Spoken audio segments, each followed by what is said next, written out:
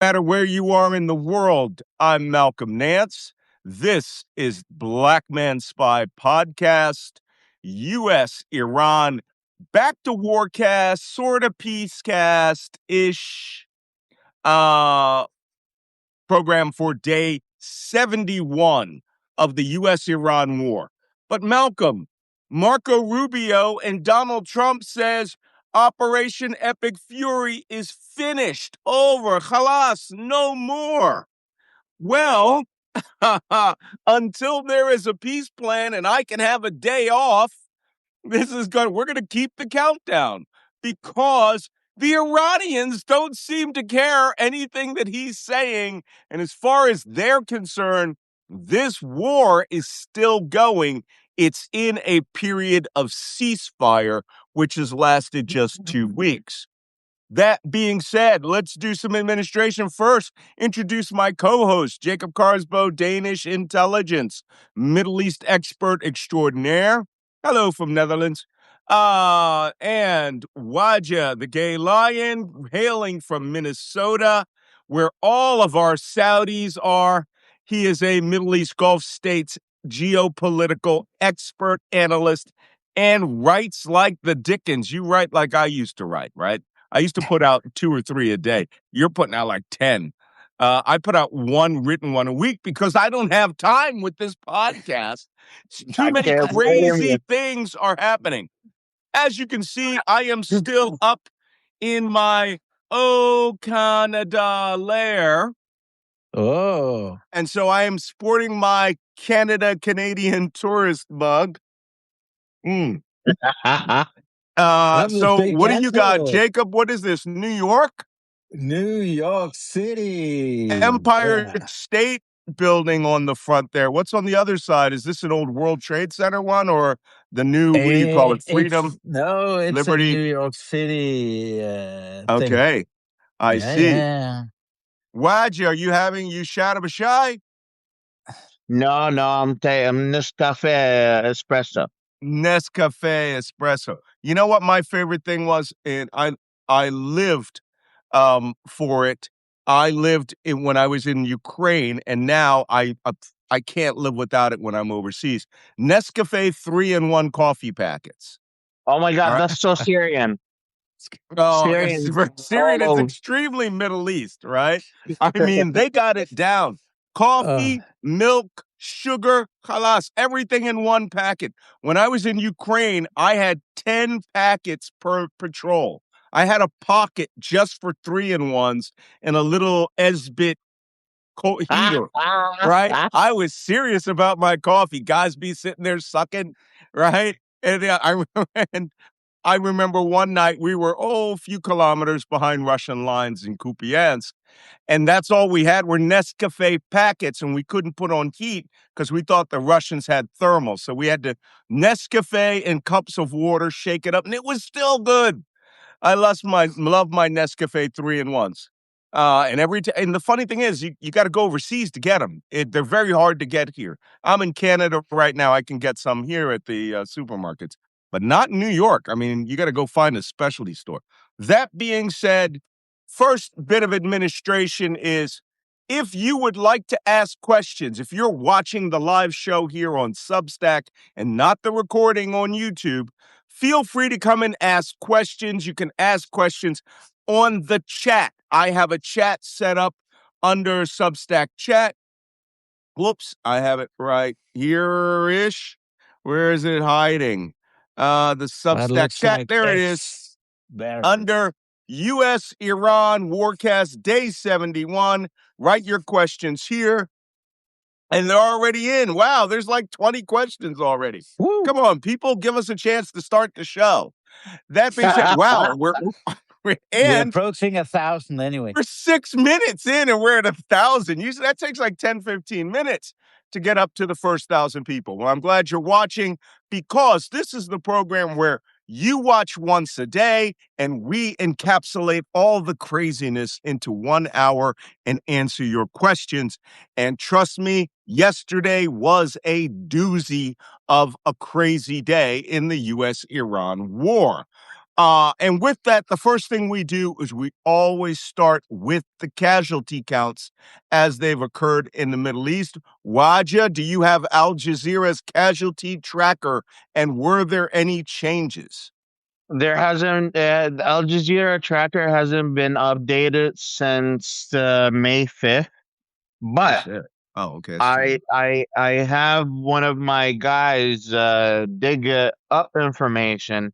The Iranians have discrepancies between their number.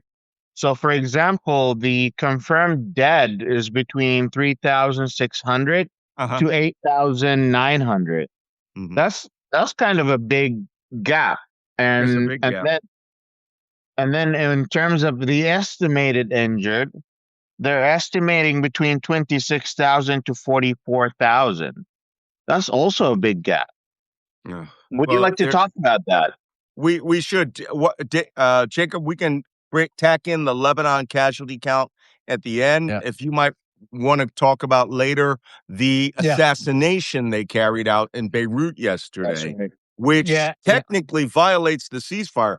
But as I've told you guys before, I dealt with the Israelis when I was 20 years old, and their whole attitude is, we look out for number one, and we really don't care about treaties or agreements. And that's happening. Okay, that being said, let's go to oil, because as somebody wrote, 1, death, 2, oil, and I will add to that 3, silliness, because everything after that is silliness. And as you can see, there was a massive drop in oil yesterday. Literally 1 hour after we ended this podcast. Because, as we say, the first hour of the morning, the news that Donald Trump has said something amazing that will solve all problems happened again. And as we saw on Wednesday, it was Taco Nacho Taco Wednesday. And that is what the oil companies are looking for. The market needs a taco. They need to stop the nacho, which stands for not a chance Hormuz opens. Taco is Trump always chickens out. So Trump tacoed, then nachoed, now tacoed again. And now he's puffing up his chest, trying to put in this new piece in our time plan that's supposed to resolve everything. And we're going to talk a lot about that today, because everything from this point down is about Trump's 14-point plan. And it's, no, I'm sorry. Everything from this point on down is about Trump's plan. Yes, sir. I will tell you this. I will bet on this. The 14-point plan is all going to fall apart because both of them are still sitting on a maximalist demands. As soon as some of them, they both need to step down from their maximalist demand in order to reach a middle line, which is a basic principles of game theory, and this is how we do peace negotiations. Right. The Trump administration. Yes, sir. Hold that. We have an entire half of the show dedicated to discussing the peace in our time plan. So I think everyone, once again, should just prepare for another Mexican night. Plenty of tacos and nachos and lots of grated cheese. And so prepare for that. Off you go, Malcolm. Yeah, prep. This is just Mexican week.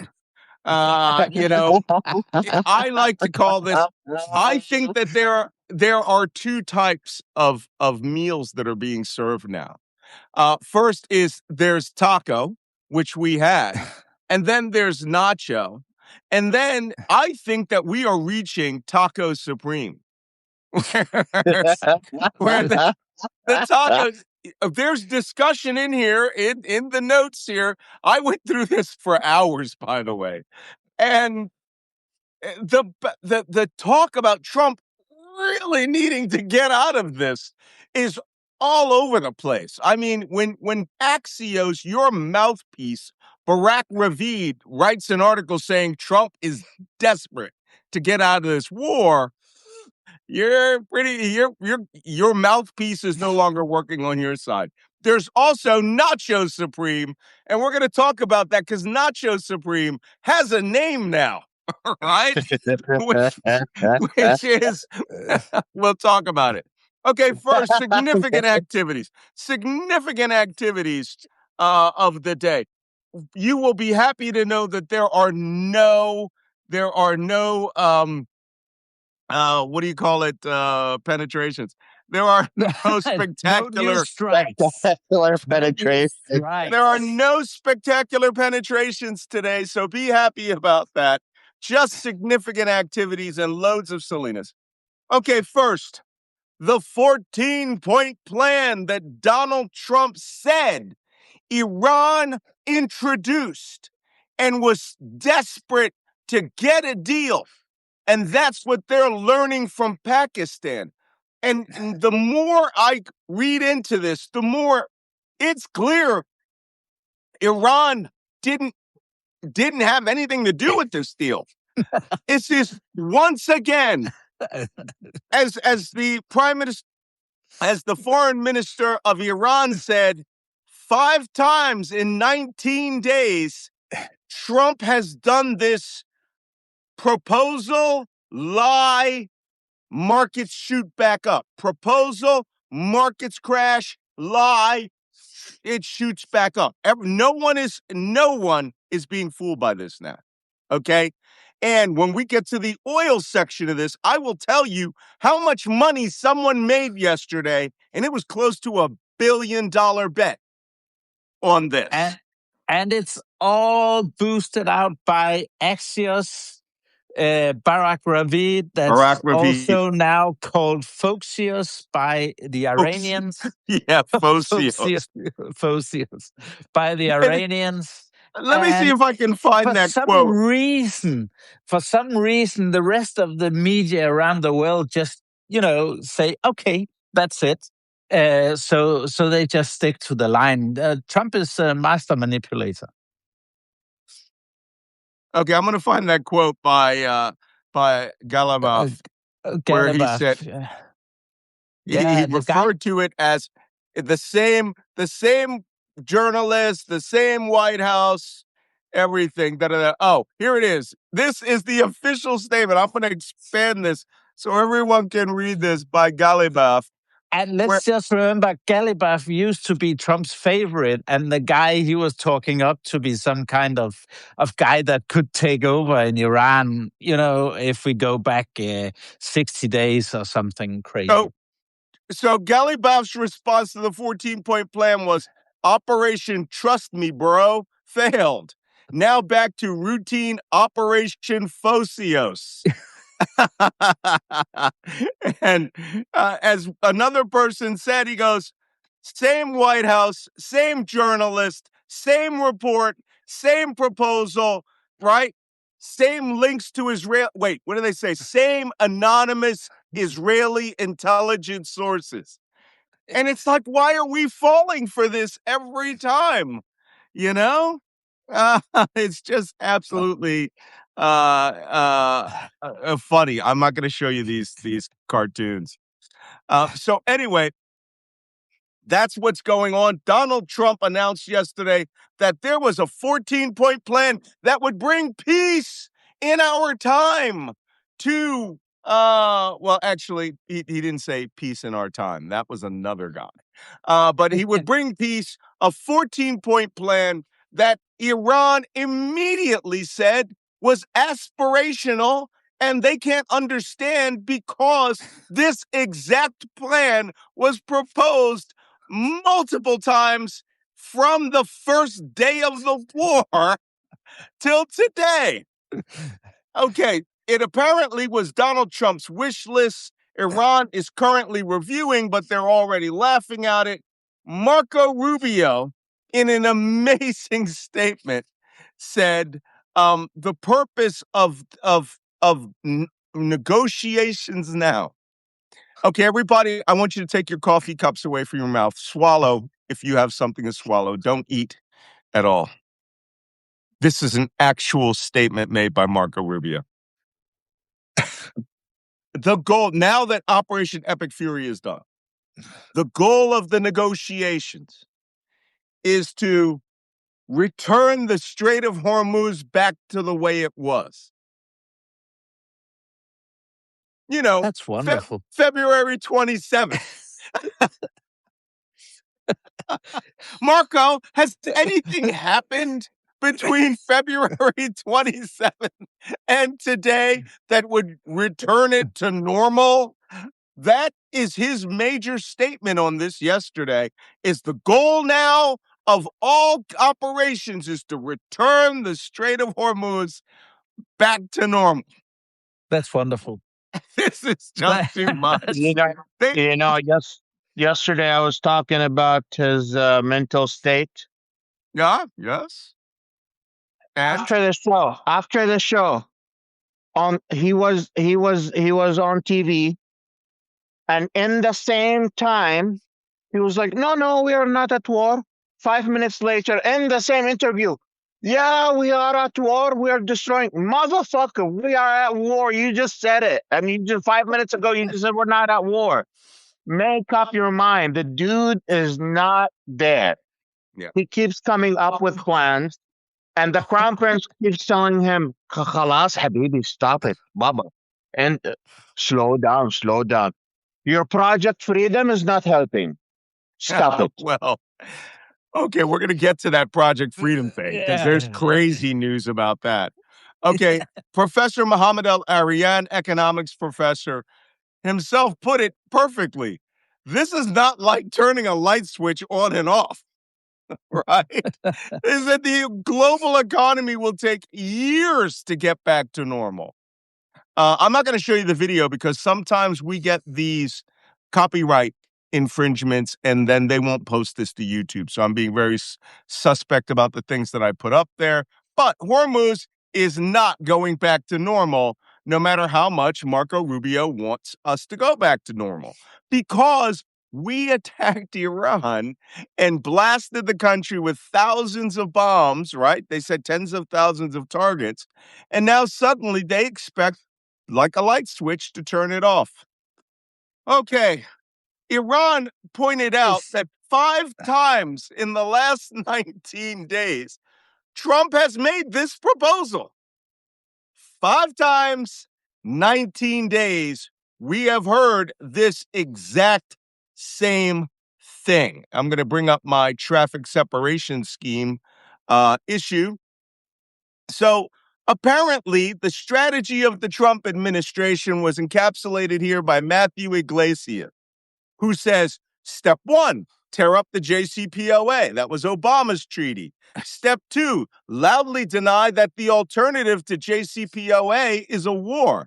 Step 3, do the war. Step 4, the war proves to be costly. Step 5, propose recreating the JCPOA. And that's the point that we're at. As the cartoon said, Mr. Trump, what was so offensive about the JCPOA? And the answer was Obama's signature, that he got something done, and now everybody will do something else. So, that being said, Barack Raviv also was the person who broke this story, as he does every Monday or Tuesday, and then the markets crashed. So oil dropped. Wajeeh saw it, what was it, $90 or $94 for West Texas Intermediary, which was almost a $5 drop overnight. Okay, $5. I mean, that thing went down a lot. And now here's the important part. 70 minutes before Trump made his announcement, someone made a $950 million short on the price of oil. So someone is buying a boatload of oil, or at least is betting that oil prices went down, and 70 minutes later, Trump announces this fantastical thing. We need to take bets. We need to actually run a pool, all right, on Kalshi as to who we think it is. My money is Don Jr. right? Which one is Eric? Which one shoots elephants? That's Don Jr., right? That's Don Jr. Yes. Yeah, because I think the small bets are barren. But to get $250 million, yeah, that's somebody who's got it, who's using the family purse. I look forward to seeing these people go to jail. Okay. That being said, the next story is about by the way, back to Project. What is it called? Project Freedom. I keep thinking Iraqi Freedom. This photo, by the way, I don't know if you can read it very well. It's this came from Iranian propaganda, of course, where they have now shifted to using the minions instead of where they're using the minions now instead of Legos. And this one's, you're not even a good pirate. Damn. I mean, I'm sorry, but Iranian propaganda works. It has riz, it snaps. I mean, and they're pretty funny. That's not the whole video. I screen capped that because that was just too funny to talk about. So, the latest news about Operation, whatever you just called it, Operation Project Freedom, not even Operation. The breaking news about this story is it was not killed by Donald Trump and his announcement based on the Pakistani prime minister. The reason that that project went 5 hours from not announcement.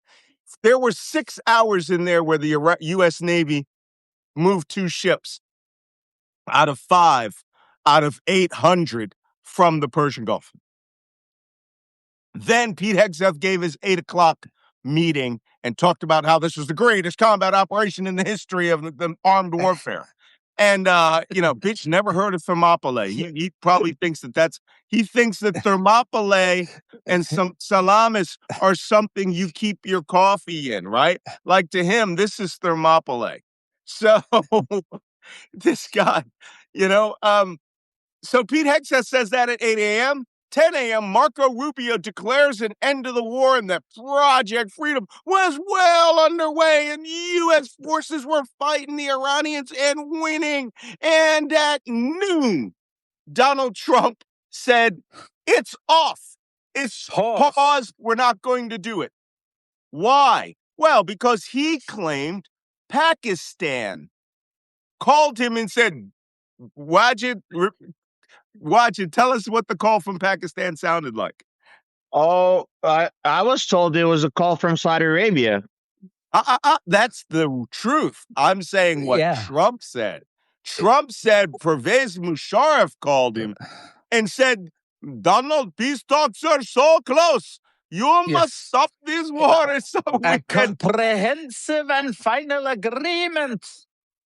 Oh my goodness! Oh my goodness! That's what Trump said. Let me tell you what Trump. At noon, by the way, Wajeeh, in case anybody's wondering, I am eating Fortnum and Mason lemon curds. So he said at noon, Pakistan called him. They were so close to a deal that he was pausing Operation Freedom, but keeping the blockade.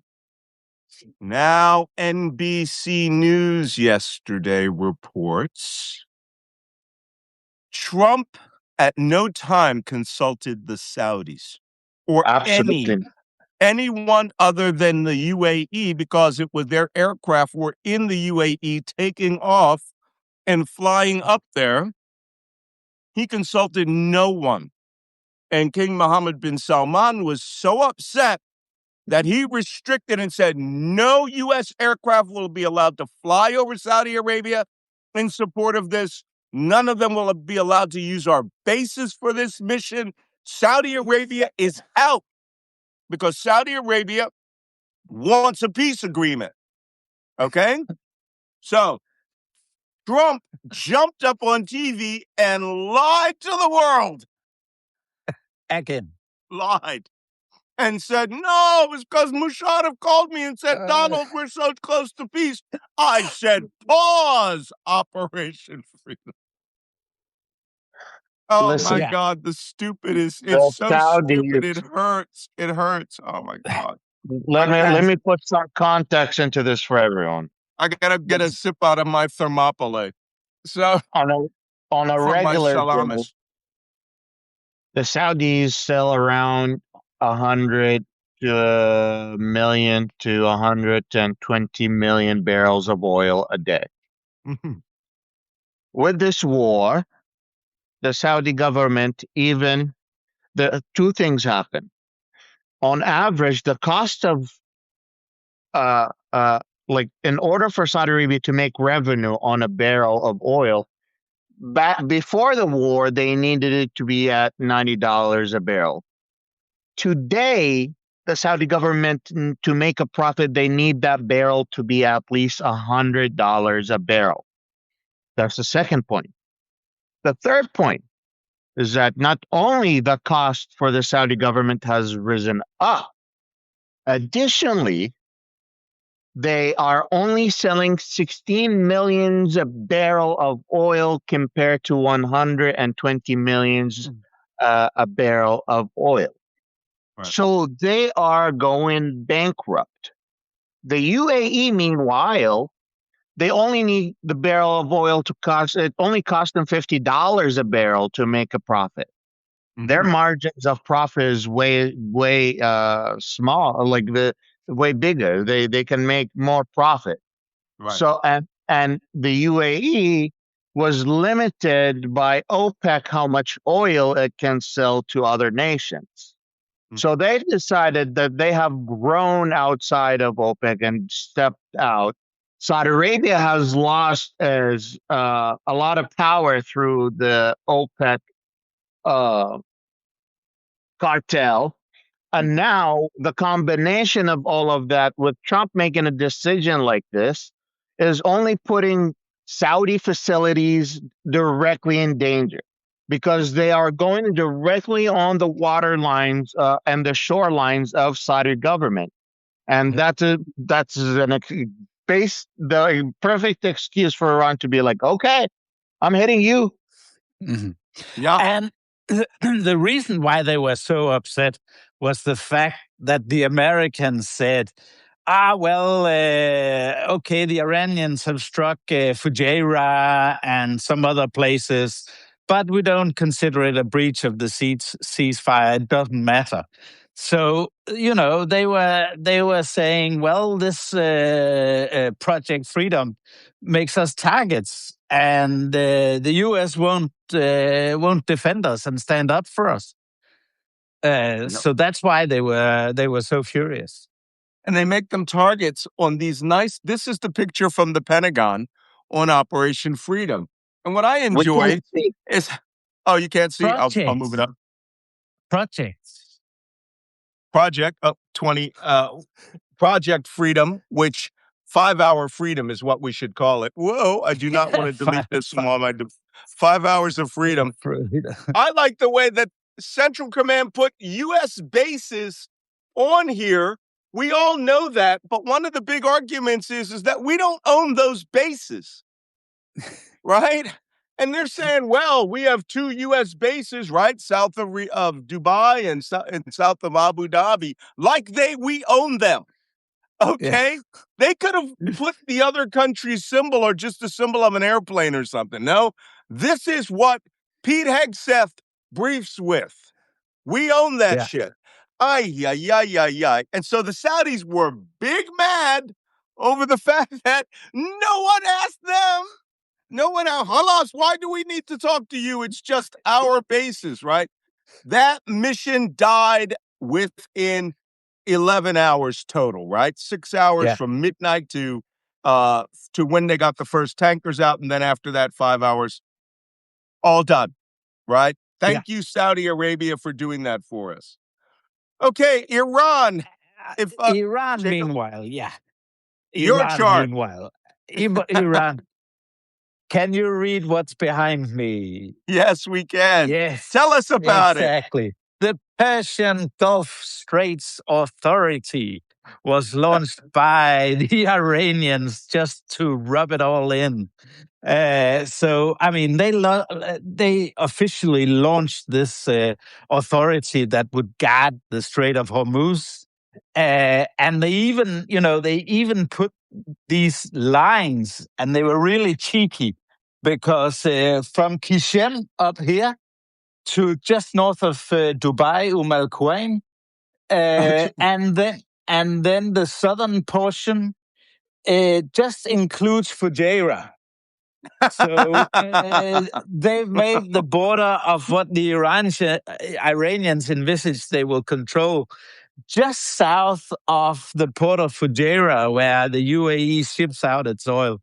So they're like just rubbing it in completely. The fun part.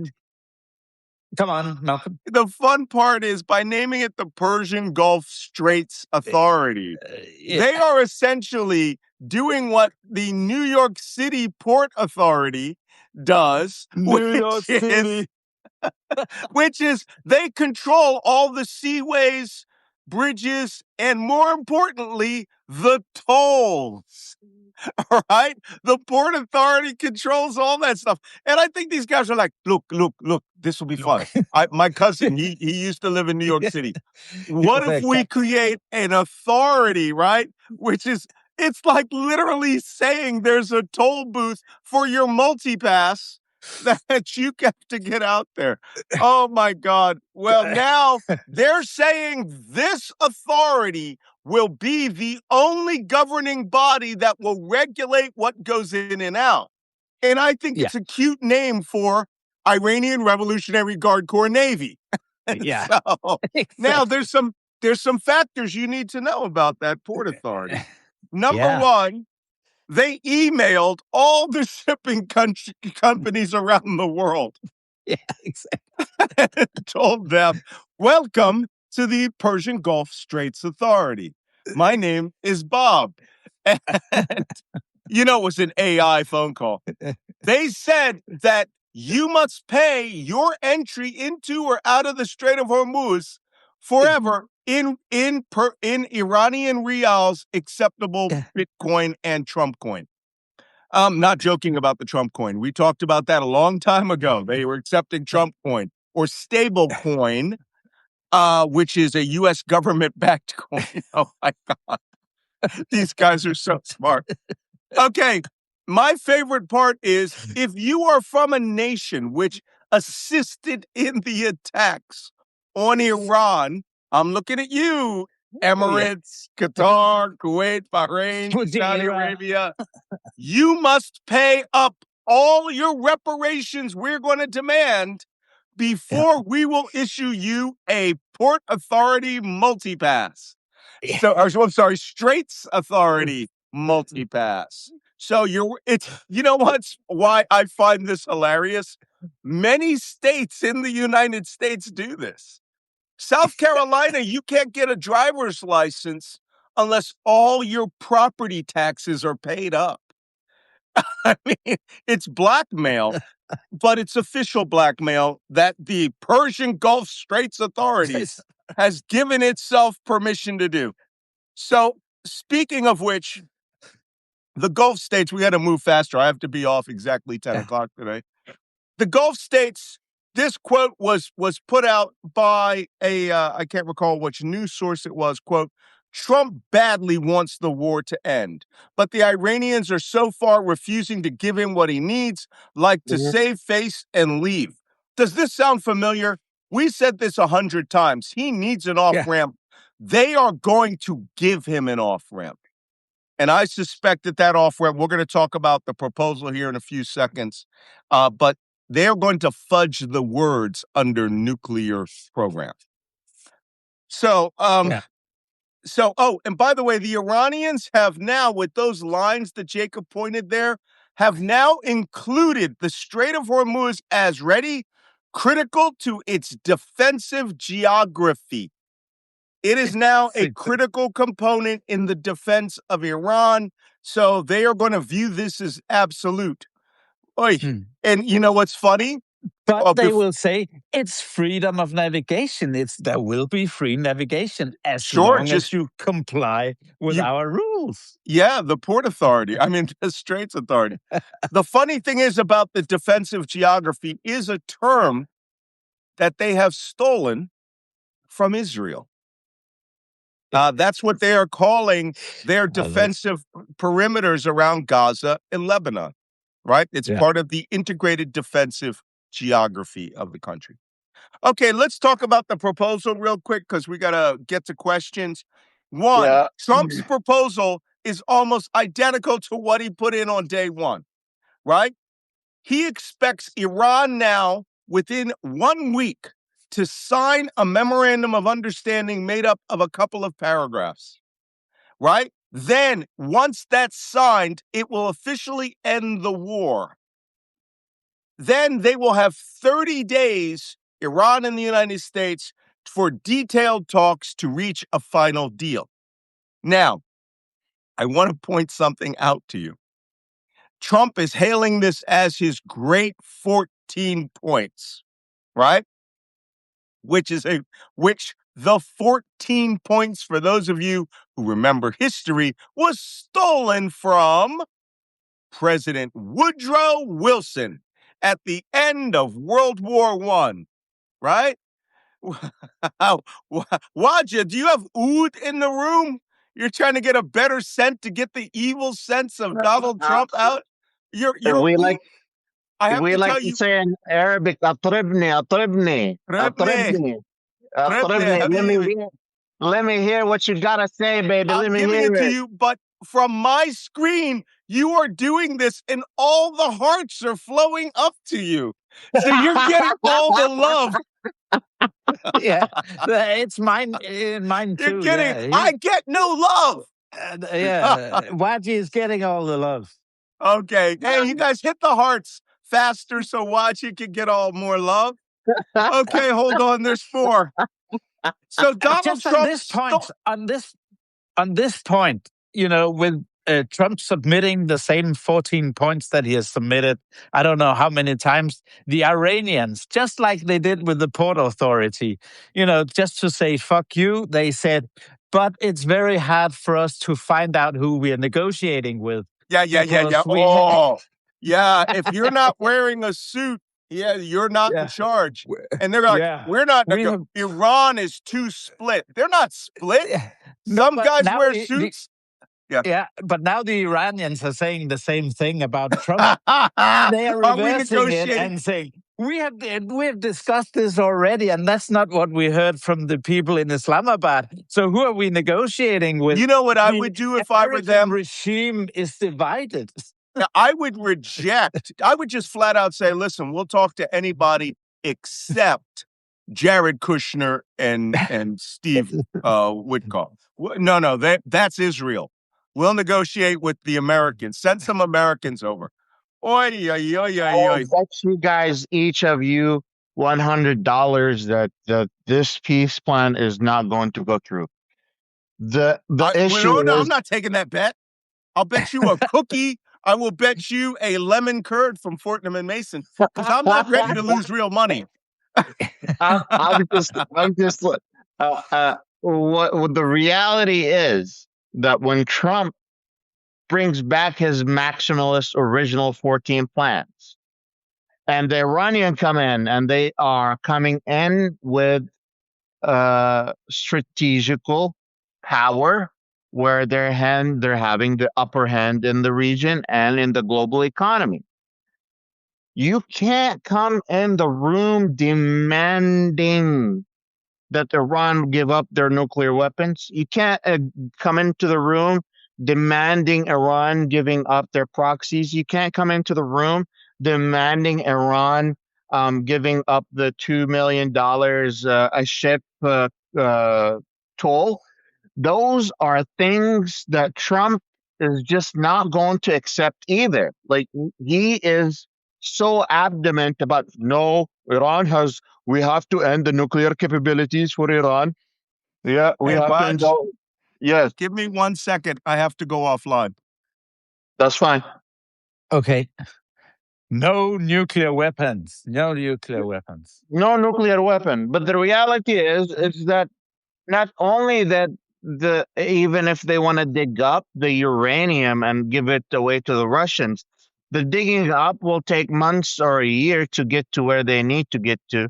And then the centrifuges might have been disconnected or whatever. They need to be wearing hazard equipment, refixing the whole infrastructure before they can even dig out the uranium that they have enriched. Like, we're not thinking straight about like what we are demanding. Not at all. Not at all. But that's the reality. I don't know. I don't know if you saw it yesterday. Let's just wait. Oh, Malcolm is back on. Welcome back. Wait. You got to hear this. So the reason I answered it was the call was coming from Abu Dhabi. And I was expecting a call from the Crown Prince, of course. But yes, of course. It was Al Arabiya, English. And I thought, no, they want to talk about this.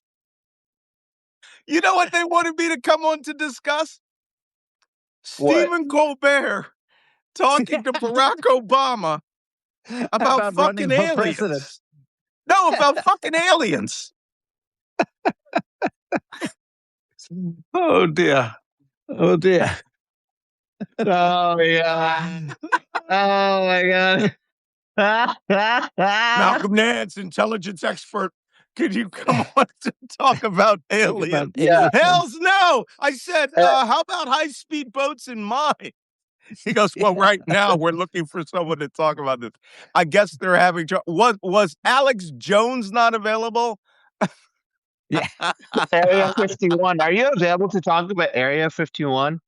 Oh, Is no. Is there a reason any soldiers did go into the base and not take a selfie with the alien? Why did they not take a selfie? Huh? This show is literally every intelligence brief I've ever been to. There's always some dumbass command calls from the chain of command in it. So listen, I'm going to go over some of the points that they have in there. 1, Iran must publicly declare no nukes.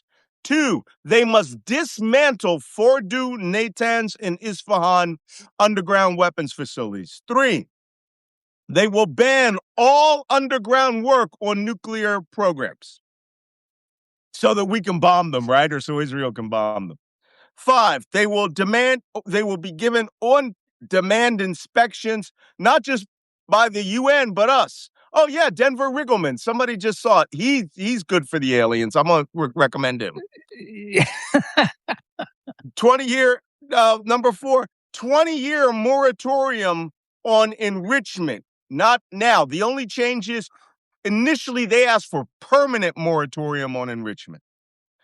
Next, they must hand over all 460 kilograms of 60% enriched uranium and any enriched uranium, which is going to be a little hard to run this nuclear power plant at Bushehr without a little bit of enriched uranium. After the Iranians have given up the uranium to the Russians the last time, they're willing to dilute their uranium, but they're never going to be willing to give that uranium away any time. Okay, they must also completely reopen the Strait of Hormuz. And then finally, they can have sanctions released, but it will be based on the performance of you actually doing those things up above. Turns out, from what I understand, the foundation that the White House went to a think tank to go ask for assistance in negotiations. So they went to the crazy hard right Foundation for the Defense of Democracies, which was set up by neocons way back in the day. And they decided, you know what? The original points that we had was awesome. Let's just go back to that and give it to the Iranians. And as Trump says, the Iranians are this close to accepting all of that. Watch it. The Iranians have done something in the Middle East kids do all the time with the Americans, and they have done it well. And have you ever, when you're in the Middle East, have you seen two kids holding each other by the shirt? They're like, yes. let go, or you let go first. And the other kid goes, no, you let go first. And none of them is hitting the other, but they're just threatening. If you don't let go, I'm not going to let go. And they're like yelling at each other and holding each other by the shirt. And it's just a whole scene. And the Iranians are doing this with perfection. Yep. America keeps saying, open up the Strait of Hormuz. And Iran's like, basically like, the Strait of Hormuz would be open if you took your close sign away. If you step away, the Strait of Hormuz would be open again. Or if you end the war, the Strait of... And the Americans, no, you open the Strait of Hormuz now. You open it now. And the Iranians goes like, why should I open it now? You go away. You first. You first. Hey, let's go to questions first. Nicholas Headley says, can you talk about U.S. and Chinese ship movements today? There is no indication that the Chinese are moving to come assist us in the Persian Gulf. Although I called that on day 2 of the war, that China, when it's in their interest, they will come and assist Iran. They will not be doing this for us, right?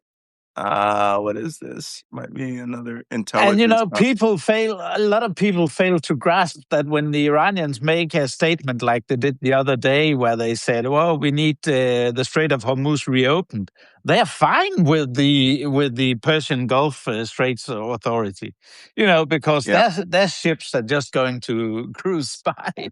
So, maybe the Chinese will come help enforce it. Yeah. Hey, this is what Trump does not understand. Iran has shown, not threatened, has shown proven capability of precise precision attacks on U.S. assets.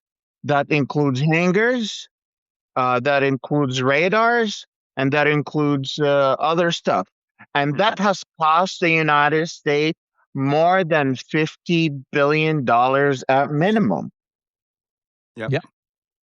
Well, and look, they only need $1 trillion for that.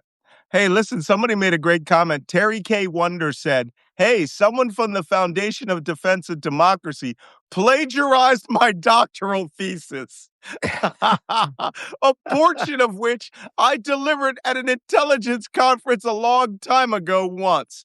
Bitch. Terry, well, we're sorry that the Foundation for the Defense of Democracy stole your shit. You know what? We should call you on. Terry K. Wonder is a gainfully retired Army civilian social scientist, migraineur, caregiver, healthcare advocate, hiker, and tree hugger. We see you and salute you, because there's nothing more worse than these guys who will come to your conferences and then steal your work. Trust me, I know. Next question, because we have to move on. Hey, Malcolm, good morning from Dallas. It only took me 72 days to get tired of watching your recordings on YouTube and mosey over to watching us live.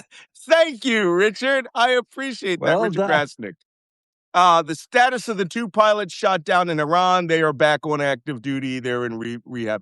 They're not dead. We generally don't, if the pilots don't want to be known, we generally don't know them. Let that go. I just read, we just talked about that, Mohammed bin Salman pulling Saudi bases out. How can we make it stop? Hey, hit those polls, right? Come here and watch this show. Run for office. If you see somebody that's not doing their job, compete against them. You're living in the free world. Yep. Call your senator. Call your representative. It is getting dire. Julie West asks, are any of the ships in the U.S. Navy fleet nuclear powered so they use less diesel? Yes, aircraft carriers. Just aircraft carriers and submarines. They're all nuclear. There's no diesel powered. Surface warships, the last one was the USS South Carolina, my brother's ship, which was a nuke-powered cruiser, which I personally think we should go back to. We had really good surface nuke, and to tell you the truth, diesel is killing us. Even though actually the kind of fuel we use, JP8, is sort of an aviation gas kerosene because our ships are gas turbine powered, not diesel. Malcolm, if you were tasked with commanding a Project Freedom type mission to open the strait, how would you go about it? What can we do in the short term to help us with this type of mission? Wow, if I was tasked to do that, well, one, I would have said, I need a shitload more ships. Two, ain't gonna cut it, right? And they're trying to use air power. It's almost, tell you what, I would have said, listen, I want all them damn ships that are in the Caribbean right now that have been wasting time going back and forth on a cruise of the song, down in Kokomo, right? Aruba, Jamaica. Ooh, I want to take it to Bermuda, Bahama. Come on, pretty mama. That's the U.S. Navy Southern Command port call schedule now, is the song down in Kokomo. So that's what I would do. I'd bring 30 of them damn ships over and make them swelter in the Middle East. And then I would pace them out every few kilometers. And then the Iranians would have a de facto challenge. But that's me, because I'm smart and I've done this before. It's Back to the Future, back to 1985. Okay. Have U.S. ships been able to get any munitions, says Gigi? Yes. They are getting munitions. They are getting food. Trump claims negotiations happened. Who are the negotiators and where is that taking place? No one has a clue. He keeps saying they are calling him personally, which, as we know, he is a pathological liar. It's bullshit. He can't, if you know what, Donald Trump says, good morning, run your ass to the window and look. All right? He couldn't pass a freaking clearance for a 19-year-old sailor. Smithsky says, why doesn't the GCC boot U.S. bases, get a nuke pledge, and negotiate their own peace with Iran? They could. United Arab Emirates is protected by France. They have a mutual defense pact. And I think you're going to be seeing a lot more of that. I am still on the hook. I still say Al Udeid base in Doha, Qatar is finished. I think it'll be, and here's how the Qataris will be like, wow, we're going to need like $50 billion to repair that base. And Trump will just tweet, we have moved U.S. Central Command to Uvda Air Base in eastern Israel. And the Qataris will be like, what? Oh, thanks a lot. Oh, yeah, the Qataris will be like, Turkey, you want to come over? Yeah, you would be better. You would be better protected for us than the United States. You're a NATO ally. It could be the rise of the Ottoman Empire 2.0, right? Motherfuckers will restart the Janissaries to come over. Yeah. To come over and Turkish forces in all these countries. And now you got to explain to Iran, hey, why are you bombarding Turkey, right? And Turkey puts 1 million men on the Iranian border. Yeah, that would actually be very good. That would be in their interest. However, Turkey's a big economic power, I have to tell you. A lot of people don't realize it, but they are really becoming a power. Yeah. Okay, we've already talked about the 30-day demand. That was the question. How likely is it that the Gulf states will allow us to rebuild those bases? Not so likely. Steve Melega, call me Blood Bumps, says, what's Bibi going to do when the war ends? He go to prison. He's not going to prison unless the Israeli left, center, and center left can get their acts together. He's not going anywhere. Yeah. No. He needs war. I think he'll just illegally just say, fuck it. Southern Lebanon is ours. We're going to Gazify every village. That's it. And he's going to lose all of the Christians in Lebanon. Yeah. What do you think? Okay. If you are Z, Mark R says, if you are Xi Jinping, with the U.S. in chaos and depleted stockpiles, would you make a move on Taiwan, asking for a friend who lives in Taipei, right? I would say, yeah. And you know when I would do it? While Donald Trump's in Beijing, I would invade the fuck out of Taiwan. I mean, what are you going to say? Is this a problem? maybe, he says, Donald, we created the Taiwan Strait Port Authority. Here's a scary fact.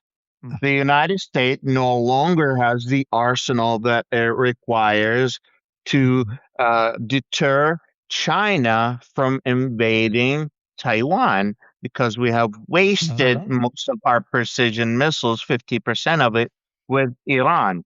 The Taiwanese opposition has already been making visits to Beijing in the last 2 months, and has been making progress on how they can take over Taiwan. If the United States loses Taiwan in the next year or so, this will definitely put the U.S. national intelligence and security apparatus at a huge risk, because we depend on the Taiwanese government to make us some of the highest quality chips that we use in our secret planes, that we use in our precision missiles, that we use in our ships, that we use in our planes. And if China gets their hands on it, which China's already been improving their military apparatus and technology extravagantly, you have personally spoken about how China is the actual adversary for the United States, not Russia anymore. And this would actually turn the tables, and this would actually put the U.S. back a lot. I'll tell you, the next president, when they make me director of national intelligence in the next administration, which I've often said I'm not actually qualified. I am actually statutorily more qualified than Tulsi Gabbard. I was a career intelligence professional, and that's what the law says the person must be. She wasn't. She was a cult member, then a congresswoman who flipped on her own party, and then was a Fox News host, then was an Army Reserve officer and psychological operations for a couple of years, and somehow parlayed this. It's okay. I'm not going to cry about that because no one listens to her, and she I don't even think she comes in. I wonder if she even has a badge anymore. But when my job, if somebody were to say, Malcolm, we want you to take over as DNI, my job will be to go up there and say to her, Chinese is coming. All right, the Chinese is coming. All right, so that is going to happen. But listen, I've got to go. We have to go. It's 10 o'clock. We have given, thank you, all these guys saying they would prefer me in that job. We will see you all tomorrow. I am sure the minute this program ends, all of this will change and it will get crazy. So be prepared for like shooting today, because somebody needs to make their money on that $950 million bet they made yesterday. So thank you. We will see you all. If you're on YouTube and you're watching this, this is a recording. Come to Substack in the morning. Come watch us. Subscribe on YouTube. If you're on Substack, please go over to YouTube and subscribe to Black Man Spy.